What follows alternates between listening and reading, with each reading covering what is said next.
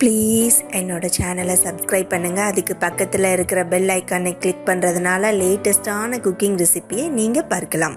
Hi, welcome to my channel. Today நம்ம என்ன பார்க்க போகிறோம் அப்படின்னா கோதுமை பக்கோடா எப்படி பண்ணலாம் அப்படின்றத நான் இப்போ சொல்கிறேன்.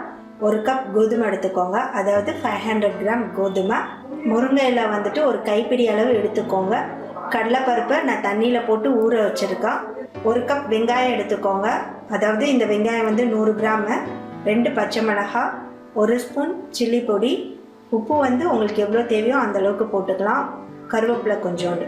இப்போ எப்படி மாவு பிசையலாம் அப்படின்றத நம்ம பார்க்கலாம். இப்போ வந்துட்டு நம்ம மாவு பிசையலாம். ஃபஸ்ட்டு உப்பு போடுறேன், ஆனியன்,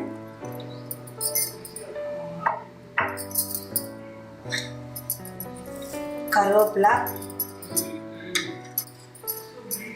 பச்சை மிளகாய், சில்லி பவுடர், முருங்கை இலை.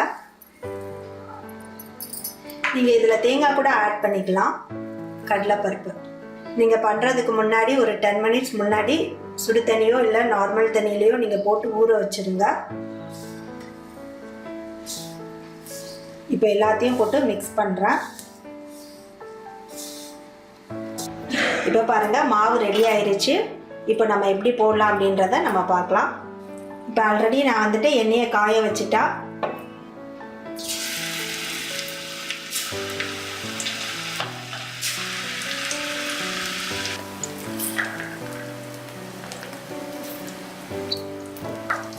ஃபுல்லாக போட்டாச்சு.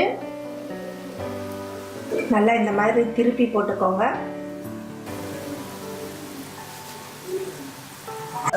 இப்போ பாருங்கள், நல்லா வெந்துருச்சு. கலர் ஃபுல்லாக நல்லா சேஞ்ச் ஆயிடுச்சு பாருங்கள். இப்போ நம்ம எடுத்துடலாம். இப்போ பாருங்கள், கோதுமை பக்கோடா ரெடி ஆயிடுச்சு. இது வந்து கிட்ஸ்க்கு நம்ம பண்ணி கொடுக்கலாம் ஈவினிங் டயத்தில். இப்போ பாருங்கள், கோதுமை பக்கோடா ரெடி ஆயிடுச்சு.